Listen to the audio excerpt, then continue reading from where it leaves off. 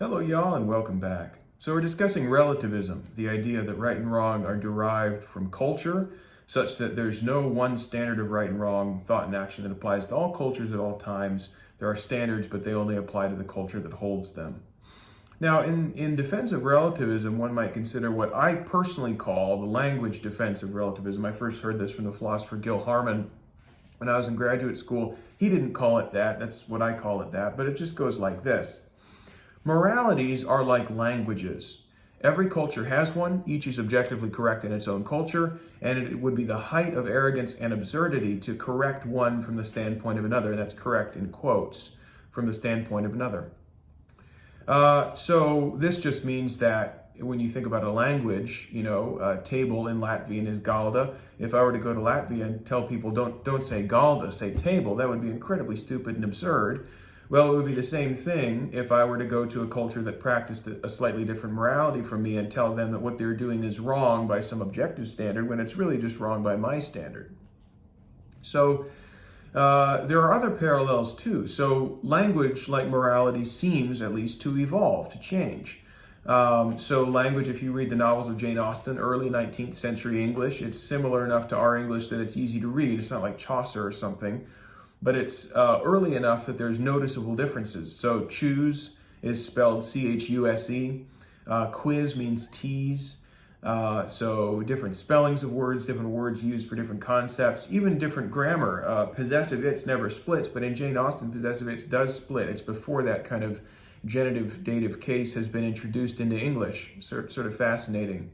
Morality also seems to evolve. What's accepted in society now was not accepted even a couple generations ago. Things like homosexuality, women being the breadwinner of the house, or women working at all in the workforce, cohabitation before marriage. To use perhaps the most obvious example, a generation or so ago, it would have been absolutely scandalous for a college professor to be delivering a lecture covered in tattoos and wearing nothing but a t-shirt. and yet here we are. So there are people, of course, who pine for those earlier days, when professors dressed like professors and when women knew their role and so on. That's perhaps alarming that people do that. It's perhaps horrifying that people do that. But it's important to note that when they're doing that, they're not calling for a return to an objective moral standard. They're calling for a return to an earlier moral standard with different virtues and different vices, and there's an important difference there. So how do we respond to the language defense of relativism? Well, in response, the moral absolutist can say the relativist is begging the question. Now, before we go any further, a quick note here on begging the question. Begging the question is usually used in common parlance to mean raising the question, so it's used incorrectly. Strictly speaking, begging the question is a logical fallacy, petitio principii, in which one assumes precisely what one needs to prove. So one begs the very question that's at issue. So if you and I are discussing, let's say, capital punishment, and you're for it and I'm against it, and I say to you, okay, but will you grant me at least that it's wrong for the state ever to kill someone? You can't grant that to me. That's exactly what I need to prove to you, what I need to show to you, right? That's exactly what we're trying to settle, is whether it's wrong for the state to kill someone. So I'm asking you, in other words, begging you to grant me precisely the thing that is the question. Is it wrong for the state to kill someone? So in other words, I'm begging the question of you. At least that's my understanding of how that terminology comes about for that particular logical fallacy. So begging the question is not raising the question. It's two different concepts there. So this logical fallacy, begging the question, that moral absolutists can say the relativist begs the question here.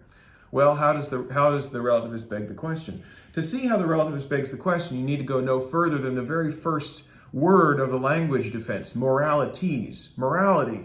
Because it's precisely the question, precisely what's at issue, is whether there are in fact moralities, whether there are in fact different standards of morality, or whether there's just one standard of morality. No doubt that if there were moralities, they would behave like languages. Each would be mutually incorrigible and correct in its own way, and objectively correct inside its system. But we have not yet shown. The relativist first needs to prove that there are moralities, and that's exactly what they need to show in order to carry their point. So no doubt there are that morality would behave like language if there were moralities, but we have not yet shown that. So the relativist begs the question there. The moral absolutist might also point out that the relativist takes into account the phenomenon of moral reformers. And moral reformers are people who look at their culture and critique their culture from inside their culture, not from outside, from a different cultural standpoint, but from inside their culture. And we're going to look more at moral reformers and who and what they are and how they pose a challenge for relativism in the next video. Thanks.